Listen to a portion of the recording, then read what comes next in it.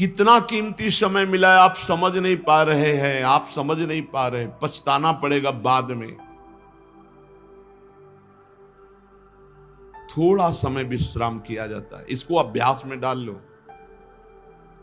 कई वर्ष हो गए मध्याह्न में विश्राम नहीं, नींद का नहीं, थोड़ा शरीर स्वस्थ होने का, लेट जाना फिर बैठ जाना, फिर टहलना, फिर लेट जाना बैठ जाना, नींद का नहीं। रात्रि में 4 घंटे इसको लेटने के लिए देते हैं बस, बीमार स्थिति में। शायद बीमारी ना होती तो पद्मासन में इसको हम विश्राम देते, पर अब पद्मासन लगा नहीं सकते। शरीर सुख आराम त्याग किए बिना भगवत मार्ग में कोई भी विजितात्मा नहीं हो सकता। रगड़ो, इस शरीर को रगड़ो, हाथ में माला है या काउंटर है, टहल रहे हैं, जब नींद आ रही टहल रहे हैं, सिर्फ 4-5 घंटे शयन के लिए दीजिए। क्या कर पाओगे आगे? यही अवस्थाएं हैं, नवयुवक अवस्था। इसी पर विजय प्राप्त करो, नींद आदि पर, भोजन पर, नींद पर। जानबूझकर 1-2 दिन भोजन छोड़कर भजन पड़े नहीं रहना, कोई जान न पावे कि आप भोजन नहीं किए। पूरी दिनचर्या ज्यों की त्यों होनी चाहिए। जिद्दी स्वभाव, परमार्थ के पथिक का जिद्दी स्वभाव, आराम त्यागी स्वभाव। और शरीर को जैसा बना लो प्रभु वैसे ही है, इसमें जड़ है, कोई अंतर नहीं पड़ता है। रात में सो, दिन में 4 घंटा सोने का अभ्यास बना लो, दिन में सोते रहो। अभ्यास है, चाहे जगने का बना लो चाहे सोने का।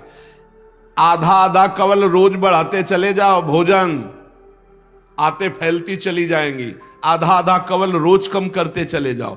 24 घंटे में 400 ग्राम अन्न से स्वस्थ शरीर का पोषण हो जाएगा और वो क्रियाशील रहेगा। 400 ग्राम अन्न से काहे को बर्बाद कर रहे हो? आते बढ़ाते चले जा रहे हो। इसको कम करो, कम करो। भोजन 400 ग्राम अन्न से काम चल जाएगा। जिसे भगवत प्राप्ति के बिना जिया नहीं जा रहा, तब भगवत प्राप्ति होती। ये शरीर सुख आराम के त्यागने की, हमें बहुत समय बर्बाद मत करो, समय बर्बाद मत। भोजन कर रहे हो, नाम जब चल रहा है, अंदर पद चल रहा है, कोई भी भोग तुम्हें नहीं फंसा सकता यदि भगवान नाम चल रहा है। समझ ही नहीं रहे। भगवान नाम नहीं जब करना, बस मन मानी आचरण करना है। बड़ी भारी आवश्यकता है शरीर सुख आराम के मिटाने की साधक को।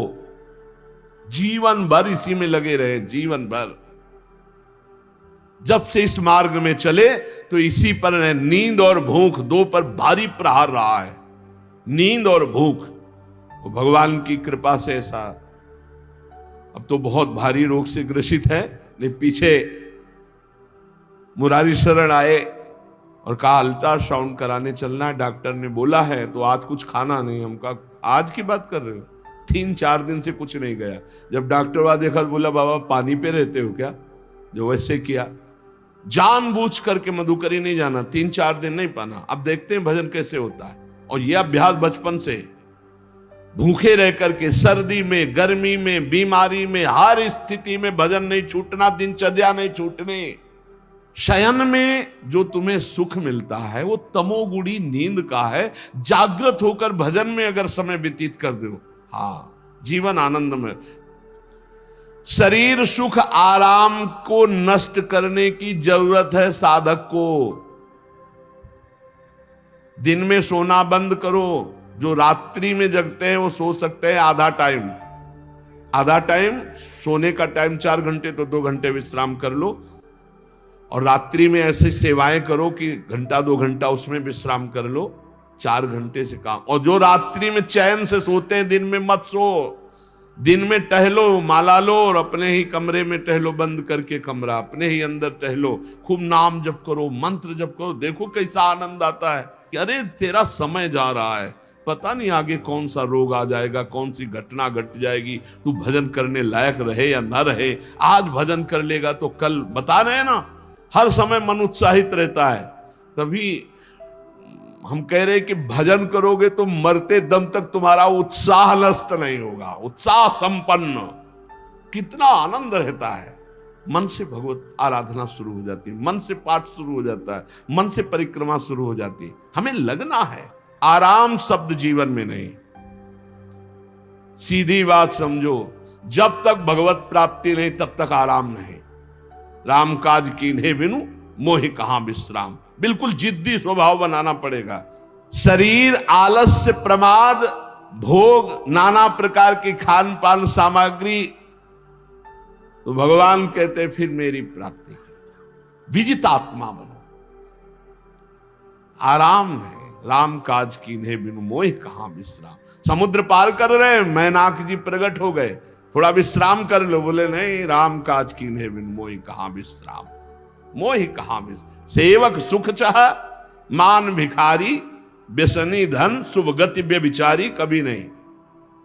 सर्वभूतात्म भूतात्मा, संपूर्ण प्राणियों के साथ आत्मवत व्यवहार करे, सब में मेरा प्रभु विराजमान है।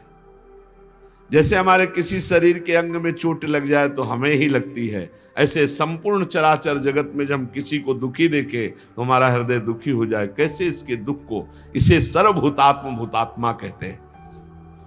जो योगी होता है वो सबको सुख पहुंचाने की चेष्टा करता है, किसी को भी दुखी देखकर उसका हृदय व्याकुल हो जाता है। साधन में स्वाभाविक प्रवृत्ति नहीं होती, लगाना पड़ता है, इसलिए उद्देश्य दृढ़ रखो। अब हमको इसी जन्म में भगवत प्राप्ति करनी है। हम प्रियालाल की शरण में हैं। हमारा एक एक मिनट बड़ा कीमती है। हर मिनट में, हर सेकंड में हमें नाम जप करना है और प्रभु के भरोसे रहना है। कम सोना है, कम खाना है, कम बोलना है। 3 बातें पकड़ो। कम सोना, इसका अभ्यास बना लो। कम खाना, इसका अभ्यास बना लो। और कम बोलना, इसका अभ्यास। ये 3 बातें जीवन में साधक के बिल्कुल सरलता पूर्वक आ जानी चाहिए। मिताहार, मित भाषण और नियमित शयन। शयन से बचो, ये बहुत जहर है। नींद बहुत जहर है। निद्रा आलस प्रमादोत्तम तत्तामस मुदाहृतम। इसको एक सीमा में बांध दो। 3 घंटे, 4 घंटे, 5 घंटे, बस 24 घंटे माला, काउंटर, वाणी, सेवा, टहल रहे हैं। सो नहीं सकते, आराम नहीं कर सकते, नहीं कर सकते। ये अभ्यास बनाओ तभी आगे बढ़ पाओगे। सत्संग रोज सुनते हो, देखो तुम्हें जो डांट लगती है, तुम्हें बहुत प्यार करते हैं। प्रभु बहुत प्यार करते हैं, इसलिए डांट लगवा रहे हैं, इसलिए आपको सत्संग सुना रहे हैं। ये जीवन सार्थक कर लो, नहीं तो बहुत पछताना होगा। हम पशु पक्षी के जीवन में साधना नहीं कर पाएंगे। कैसे हमारा चिंतन बदले। भगवान ने अगला शब्द का मदगत प्राणा। प्राण जिसके मेरे में समर्पित है। प्राण समर्पित का मतलब है प्राण वायु को लेकर प्रधान है। भोजन न मिले, जल न मिले तो भी हम जीवित रह सकते हैं काफी समय तक, क्योंकि प्राण वायु। प्राण बलवान पुष्ट होते हैं अन्न और जल से, लेकिन प्राणों की सत्ता वायु से है। ये जो श्वास प्रश्वास है, भोजन हमें 4-6 दिन न मिले तो आराम से दिनचर्या चल सकती है। पानी 8-10 दिन न मिले तो भी दिनचर्या चल सकती है। ऐसा नहीं कि मर जाएंगे, लेकिन 2 मिनट वायु न मिले तो मर जाएंगे। 2 मिनट वायु न मिले तो प्राण नष्ट। प्राण का सीधा संबंध वायु श्वासों से है। और प्रभु को प्राण समर्पित करने का मतलब हर श्वास नाम जप करना। मदगत प्राणा। हम पानी भी पिएंगे, भोजन भी पाएंगे तो प्रभु को समर्पित करके और हर श्वास नाम जप करेंगे तो ये मदगत प्राणा होगा। मत चित्ता, निरंतर चिंतन करने के लिए हमें प्राणों को समर्पित करना होगा। हमारे प्राण समर्पित हैं, हम प्रसाद के द्वारा प्राणों का पोषण करेंगे और हर श्वास प्रश्वास में नाम जप। श्वास ऊपर गई तो नाम जप, श्वास नीचे गई तो नाम जप। बोधयंता परस्परम। यदि हम किसी से बात करेंगे तो अपने प्रभु की चर्चा करेंगे। उसी प्रभु की चर्चा का कथन, कथयंतश्च माम नित्यम, केवल भगवत चर्चा करेंगे। केवल। कभी कभी ये लोक कल्याण की भावना भी प्रपंच में उतार देती है। निवेदन है कि यहां कोई लोक वार्ता का प्रश्न लेकर के नावे, एक जगह तो बख्श दो जहां केवल भगवान के संबंध की चर्चा होने दो। श्रीधाम वृंदावन में आप आए हो तो प्रिया प्रीतम की चर्चा का प्रश्न करो, प्रिया प्रीतम की चर्चा सुनो, निहाल हो जाओगे। तुष्यंत च रमंत च, उसी में आनंद और संतोष होता है। भगवत चर्चा हुई और उसी में रमण करे। एक जगह तो रखो जहां तुम केवल प्रभु की चर्चा सुन सकते हो, प्रभु की चर्चा कर सकते हो। प्रपंच का तो बहुत विस्तार है। कथयंत च माम, माम भगवान कह रहे हैं, कथयंत च माम नित्यम तुष्यंत च रमंत च। चलते हैं हम भगवत मार्ग में, फैल जाते हैं फिर दुविधा युक्त संसार प्रपंच में। केवल भगवत चर्चा, कथयंत च माम, भगवान केवल माम, मेरा, प्रियालाल किसी और कोई चर्चा। बार बार बोर्ड लगवा देते हैं, श्यामा श्याम की चर्चा के सिवा यहां कोई चर्चा न की जाए। आपको अगर आशा है कि यहां से कोई काम बनते हैं तो हम पहले आपको बता देते हैं हम असमर्थ हैं, हमारे में कोई सामर्थ्य नहीं है। हम केवल प्रभु की चर्चा करते हैं, प्रभु का नाम जपते हैं, प्रभु के लिए जीवन है, बस इतनी बात है। जो प्रभु में डूबना चाहता है वो आए, स्वागत है। इसके अलावा ना कोई आशीर्वाद, ना कोई तंत्र मंत्र, ना कोई जंतुर, ना किसी भी तरह की कोई ढांढस वृत्ति बना सकते हैं कि जाओ तुम्हारा ये ठीक हो जाए, तुक्का लग जाए, ठीक हो जाए, तुम्हारे भाग्य की बात है। यहां से कोई चमत्कार नहीं, यहां एक ही चमत्कार है, मलिन मन को श्री भगवान में लगा देना, जीवन को जीवन मुक्त अवस्था में पहुंचा देना। निर्विकारता की स्थिति प्राप्त करने के लिए साधु समागम है। भगवान का आदेश है, यदि मुझे अनुभव करना चाहते हो, इसी जन्म में परमानंद की प्राप्ति करना चाहते हो तो मय्येव मन आदत्स्व मयि बुद्धिम निवेश है। कैसे करोगे? तो भगवान कह रहे मत चित्ता, मेरे में चित्त लगाओ। चित्त कैसे लगेगा? चूंकि हम प्राणों से बहुत प्यार करते, देह प्राण ते प्रिय कछुनाई, इसलिए भगवान को कहना पड़ा प्राण मेरे को समर्पित करो। कैसे समर्पित करें? जो खाओ पियो भगवान को भोग लगा के और रात दिन नाम जप में, हर श्वास में भगवत चिंतन। अगर वार्ता करनी तो बोधयंता परस्परम कथयंतश्च माम नित्यम, केवल मेरी चर्चा। बड़ा दुर्लभ हो रहा है, भगवत चर्चा होना बड़ा दुर्लभ हो रहा है। भैया ये सब सुनहु भरत भावी प्रबल, बिलख कहो मुनिनाथ, हानि लाभ जीवन मरण जस अपजस विधिहात। जब कर्मों का फल भोगने का आया तो महात्मा जी, और जब पाप कर्म करने जा रहे थे तो पूछ लेते हमसे कि हम पाप कर्म करने जा रहे हैं, आपकी अनुमति है क्या?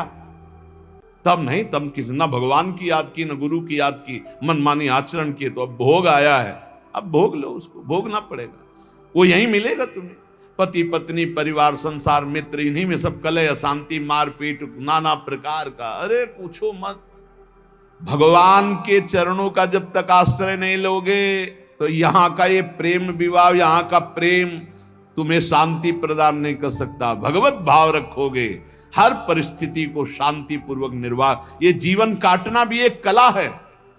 मनुष्य जीवन कोई पशु जीवन नहीं है। अगर अध्यात्म नहीं तो आप इसको जी नहीं सकते, आप इस जीवन को नहीं जी सकते।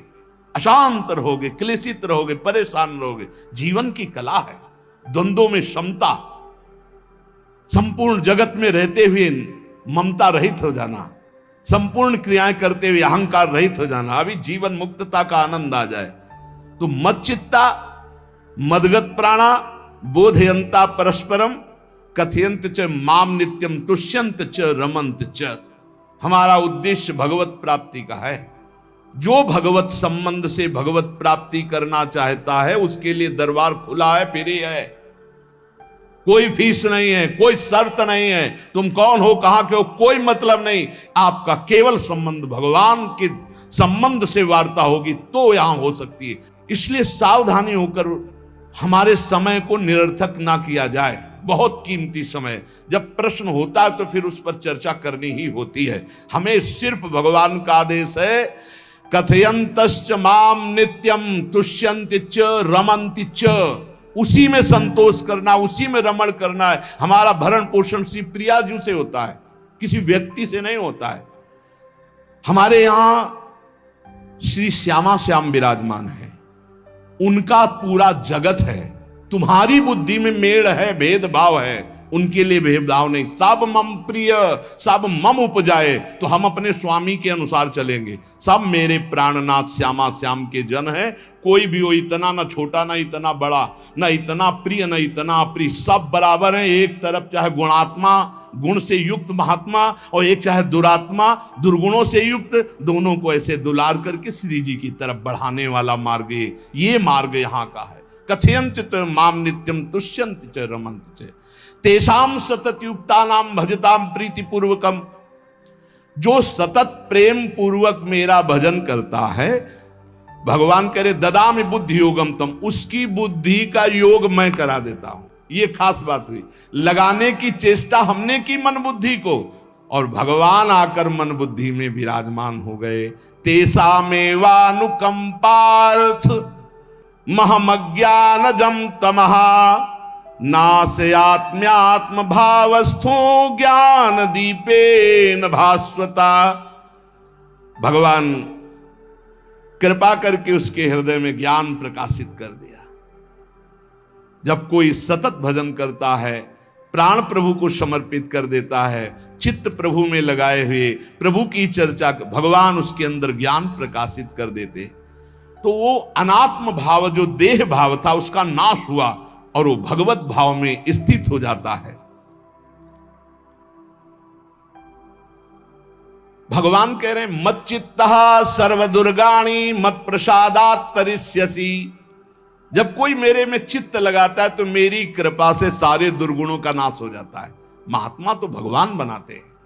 करो सत्य ते साधु समाना, मैं उसे साधु बनाऊं। हमारा कर्तव्य, हमारा चित्त प्रभु में लग जाए। मेरा चिंतन करो, भगवान का आदेश है, बस खास बात है चिंतन।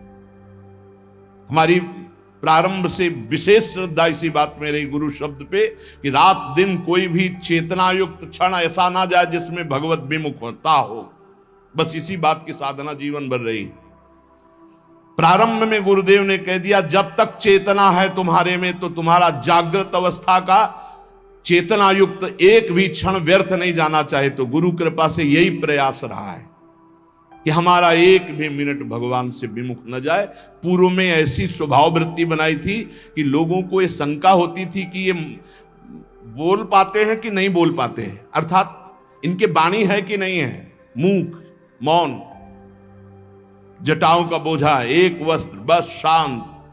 बुलाया गया, घंटा बजा तो पहुंच गए, प्रसाद लिए, उसमें एकांत, हर समय मंत्राग। कथा में बैठे हैं, अनुकूल वचन आया तो सुन लिया, नहीं पूरा का पूरा सत्संग ऐसे ही चला गया। हमारा मंत्र चल रहा है, एक क्षण भी मंत्र से बिलग नहीं। हमारा कर्तव्य है केवल चिंतन करोगे तो अभी मुक्त हो, अभी परिणाम में नहीं। अभी हम राधा बोल रहे हैं, अभी प्राण निकले, अभी श्री जी के पास पहुंच जाएंगे। भगवान की कृपा का बल और साधन का तुम्हारा पूरा प्रयास, प्रयत्न, ध्यान रखो, दो से सिद्धि प्राप्त होती है। भगवान की कृपा का बल और आपकी पूरी साधना का प्रयास, प्रयत्न, कायरता नहीं। भगवान की कृपा का बल और तुम्हारा पूरा प्रयास, पूरा प्रयत्न। देखो भगवान की दर्शन वृत्ति हृदय में जागृत हुई ध्रुव जी के पद को लेकर, कामना को लेकर। मैं भगवान का साक्षात्कार करूंगा, उनसे वरदान मांगूंगा कि मुझे सबसे श्रेष्ठ पदवी की प्राप्ति हो। चले, भगवान नारद जी मिले। पहला प्रलोभन, चलो अभी तुम्हें इस सम्राट पद पर नकार दिया। फिर भय, सांप हैं, बीछी हैं, जंगल के बड़े, और फिर यक्ष राक्षस, न जाने कौन कौन है। तुम अभी बालक हो, तुम्हें खा जाएंगे, तुम क्या तपस्या करोगे, क्या भजन। नहीं, इससे भी नहीं टिके, कुछ भी हो, कदम वापस नहीं जाएंगे, अब तो हरि की प्राप्ति। तो गुरु मंत्र दे दिया। 6 महीने बहुत ही देह भाव रहित होकर उच्च कोटि की साधना की। बालक होने पर यही मथुरा में, मधुपुरी में देह भाव रहित होकर के, क्योंकि जंगल में ऐसे ऐसे मच्छर बड़े बड़े ना, एक मच्छर मारे तो पूरा होश खराब हो जाए, पूरी चेतना जागृत। तो उस 5 वर्ष के राजकुमार के शरीर में कितने मच्छर चिपके रहे होंगे। क्या क्या भयावह। हमने तो सेनपुर में देखा, आसन लगाए बैठे, काला नाग सांप ऐसे फुसकार रहा है। पूरा दृढ़ निश्चय है कि अगर ये काटने का समय है तो काट लेगा, नहीं काटना तो बिल्कुल नहीं काटेगा, बैठे रहो। वो ऐसे पास से निकल गए, छाती से भी निकल गए हैं। निश्चय कि अगर काटना है काट। सैकड़ों बिच्छू, कभी ऐसे डंक नहीं मारा। और अगर काटना हो मारना हो ना तो बढ़िया महल में बैठे हो तो वहां जाके काट लेंगे। ध्रुव जी अपनी निष्ठा से कभी नहीं विचलित हुए। अब जब भगवान सामने आए तो आखिरकार 5 वर्ष के बालक घबरा गए। भगवान का तेज, भगवान का रूप, भगवान की महिमा। भगवान मुस्कुराए, कृपा दृष्टि से देखे, बल मिला, भगवान को देख पा रहे हैं। अब मन में आया कि मैं स्तुति कैसे करूं, क्योंकि कोई ज्ञान तो है नहीं। भजन किया, भगवान की प्राप्ति हो रही, लेकिन अब कोई ऐसा ज्ञान तो है नहीं जिससे भगवान का स्तवन करे। भगवान की तरफ देख करके कुछ कहना चाहते हैं, पर क्या भगवान को कहें ये ज्ञान नहीं। तो भगवान ने अपने ज्ञान स्वरूप शंख का ध्रुव जी के कपोल पे स्पर्श करा दिया। जो भगवान कह रहे, ज्ञान तो मेरी कृपा से होता है। अभी पीछे इस श्लोक में भगवान ने कहा, तेसा मेवानुकंपार्थ महमक ज्ञानजम तमह नाशयाम्यात्म भावस्थो। अनात्म भाव का ये जो आत्मस्वरूप अनात्म देह में भाव आ गया है, इसके नाश का जो ज्ञान होता है ये भगवान की कृपा से होता है। जे भी संग छुआया दिव्य ज्ञान और भगवान की दिव्य स्तुति की। तो ये देखा जाता है कि भगवान की कृपा से ही साधक में दिव्यता आती है, दिव्य ज्ञान आते हैं। पर प्रयत्न अपना होना चाहिए। प्रयत्न था तभी तपस्या में आए, नहीं तो प्रलोभन में फंस जाते या भय में डर जाते। ना प्रलोभन में फंसे चक्रवर्ती सम्राट पद देने पर, और ना भय में फंसे कि सांप बिच्छी और सिंह खा जाएगा, इससे भयभीत नहीं हुए। और प्रयत्न इतनी जोर का किया, आप भागवत में पढ़ लीजिए, देह भाव रहित होकर कितना कठोर तप, 6 महीने में भगवत साक्षात्कार। आत्मबल, भगवत कृपा बल। ये मन है बहुत डराता है, कैसे जिएंगे, बुढ़ापे में कौन सेवा करेगा, क्या दुनिया का प्रपंच खड़ा कर देता है। इसको इसी ज्ञान से काटो। भगवान है ना, भगवान सब करेंगे। भगवान के लिए हमने जीवन दिया है, ये जीवन भगवान के लिए हार। अरे दिव्य हो जाओगे, रिद्धियां सिद्धियां हाथ जोड़े खड़ी रहेंगी। भगवान जानते हो क्या भगवान है। हम एक बार भगवान के नाम पर अपने आप को न्यौछावर तो करके देखें, पर यह अहंकारी जीव मानता नहीं है। ये अहंकार का बल लिए रहता है। आसुरी प्रकृति है ये अहंकार। अहंकारम बलम दर्पम कामम क्रोधम च संश्रिताः। जिसके अंदर ये आसुरी प्रवृत्ति अहंकार होता है, उसमें काम क्रोध लोभ ये भरपूर होते हैं। कहां से भगवत प्राप्ति हो। जहां ये दुश्मन रहते हैं वो घर तो तुमने सुरक्षित दे रखा है दुश्मनों को। आसुरी प्रकृति को तुमने, अहंकार को अपना स्वामित्व दे रखा है। मैं वो अहंकार जिसके साथ प्रकृति लगती है। जब अहंकार और बढ़ जाता है तो ईश्वरोहम अहम भोगी सिद्धोहम बलवान सुखी। तरंग से समुद्र नहीं होता, समुद्र से तरंग होती है। हम जितने भी हैं सब तरंग हैं उस परमात्मा की। वायु विकार नष्ट हुआ, समुद्र में ही लीन हो गए, ये बात है। लेकिन एक तरंग समुद्र नहीं पैदा कर सकती। एक सूर्य चमक रहा, कोई बंद के सूर्य दूसरा चमक के दिखाए। बहुत सावधानी से उपासना करो। ये अहंकार, भगवान कह रहे हैं, भगवान ये जो अहंकारम बलम दर्पम कामम क्रोधम च संश्रिताः, इस अहंकार को नहीं मिटाया तो ये अनुभव कराने लगता है और 4 बोलने लगते हैं कि आप तो भगवान हैं। तो धर्म सम्राट करपात्री जी, इतने सिद्ध महापुरुष, और विश्वेश्वर विश्वनाथ जी की स्थापना करके रात दिन आराधना। काशी में बड़े बड़े सिद्ध महापुरुष भगवान शिव की आराधना करते, बड़े बड़े सिद्ध महापुरुष भगवती अम्बा की आराधना करते। ये कौन सा ज्ञान प्रकट हो जाता है जो भगवत स्वरूपों का अपमान होने लगता है। मुझे यही समझ में नहीं आता। गुरु रूप से हमें शास्त्र के आचरण देने आए, मनमानी भ्रष्टाचार सिखाने नहीं आए। आज तक कभी कहीं भी भगवत स्वरूपों का अपमान महापुरुषों द्वारा नहीं हुआ। महापुरुष और भगवान में अंतर नहीं, पक्का मुझे विश्वास। हम तो चराचर जगत को भगवत स्वरूप मानते हैं, लेकिन आचरण कराने के लिए आचार्य गुरुदेव जैसे चले हैं वैसे ही चलना होता है। सदैव संतों ने अपने को अधम और तुच्छ और नीच कहा है। हनुमान जी जैसा कोई ज्ञानी, महाबली, कोई त्यागी, कोई ब्रह्मचारी, बैरागी, हनुमान जी जैसा कोई त्रिभुवन में द्वितीय हुआ हो तो बता दो। अतुलित बलधामम हेम शैलाभदेहम दनुजवन कृशानुम ज्ञानिनाम अग्रगण्यम। अरे जय गिर चरण दे हनुमंता चले उसगा पाताल तुरंता। हजार हजार को पकड़ के कछु मारिस कछु मर्दिस कछु मिले से धरि धूरी। अब विभीषण जी से कैसे परिचय बता रहे हैं। प्रात ले जो नाम हमारा तेहि दिन ताहि ना मिले आहारा।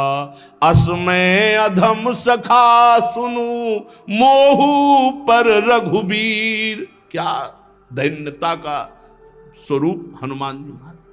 भगवान से जब हनुमान जी मिल रहे तब उनसे प्रभु आप पूछ रहे हो कि तू नाथ एक में मंद मोह बस ज्ञानी नाम अग्रगण्यम। एक में मंद मोह बस कुटिल हृदय अज्ञान पुनि प्रभु मोहि विसारेऊ दीन बंधु भगवान। जय प्रणतारित भंजन चरणों में लौट गए हनुमान जी महाराज। सबरी जी भगवान सामने बैठकर स्तुति करते हैं। जो नवधा भक्ति है वो उपदेश नहीं है, सबरी जी की स्तुति है। ये सब भक्ति सबरी जी में विराजमान, क्योंकि उसी समय सबरी जी भगवत धाम जाती है तो उपदेश तो उसको दिया जाता है जो आचरण में उतारे। सबरी जी तो सिद्ध महापुरुष अभी भगवत धाम जा रहे हैं भगवान के सामने ही। वो क्या कहती, अधम ते अधम अधम अति नारी तीन मह में मति मंद अघार। हरिवंश महाप्रभु क्वाहम तुच्छ परम अधम प्राण्यो गर्ह कर्मा यत्तन्नाम स्फुरति महिमा हरेश वृंदावनस्य। इन सब बड़े बड़े आचार्य महापुरुषों ने भगवान की दास्ता स्वीकार करके जीवन अर्पित करके आचरण करके दिखाए।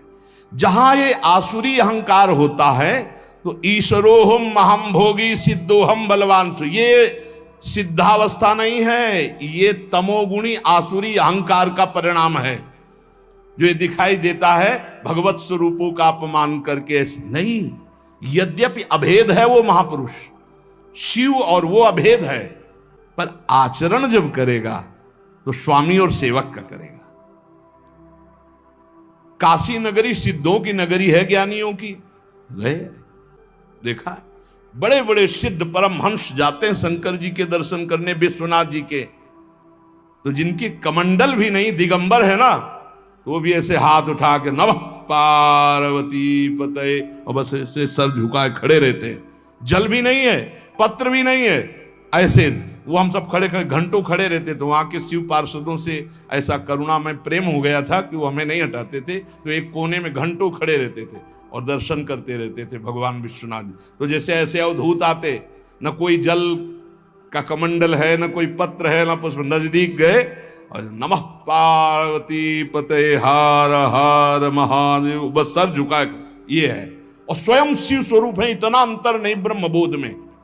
भक्तों में भी कभी कभी आम प्रकट होता है, वो वाणी से आपको दिखाई देगा, लेकिन वो आसुरी अहंकार नहीं होता। ध्यान रखना, ये उनका भागवतिक बल होता है, ये आसुरी अहंकार नहीं होता। जैसे जनक जी की सभा लगी हुई है, भगवान श्री राम लक्ष्मण जी विराजमान है विश्वामित्र जी के समीप बड़े सौम्य भाव से। जनक जी महाराज ने देखा कि बड़े बड़े वीर आए, पर धनुष यज्ञ में धनुष को अजगों को कोई उठा ही नहीं पाया। खंडन की तो बात जाने दो। रावण बाणासुर आया, आरती प्रणाम करके चले गए। अब आशा ही खत्म हो गई, कोई उठाने वाला ही नहीं। तो उन्होंने कहा वीर विहीन मही मैं जानी। अब मैं आज जान गया कि पृथ्वी वीरों से रहित हो गई। अगर मैं ऐसा जानता कि इस भूमंडल में कोई वीर ही नहीं अजगों का खंडन करने वाला, तो मैं ऐसा प्रण नहीं लेता, मेरी जान की कुंवारी रह जाएगी। ऐसे विकल होके वीर विहीन मही मैं जानी।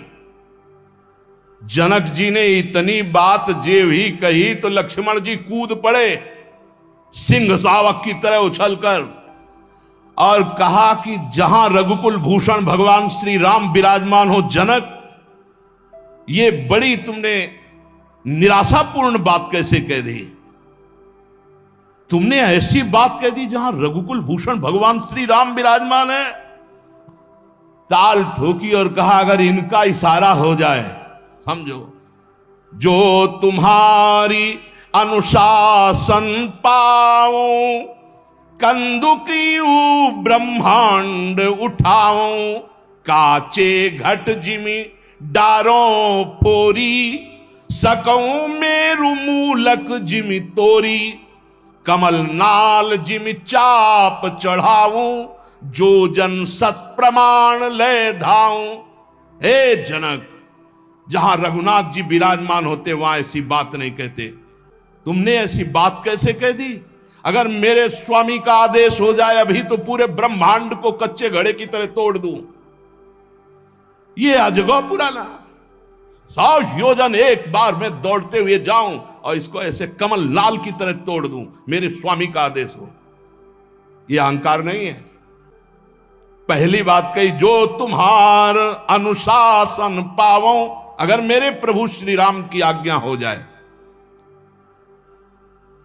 और लक्ष्मण जी ने एक बात और कही कि तोरों छत्रक दंड जिमि तव प्रताप बलना।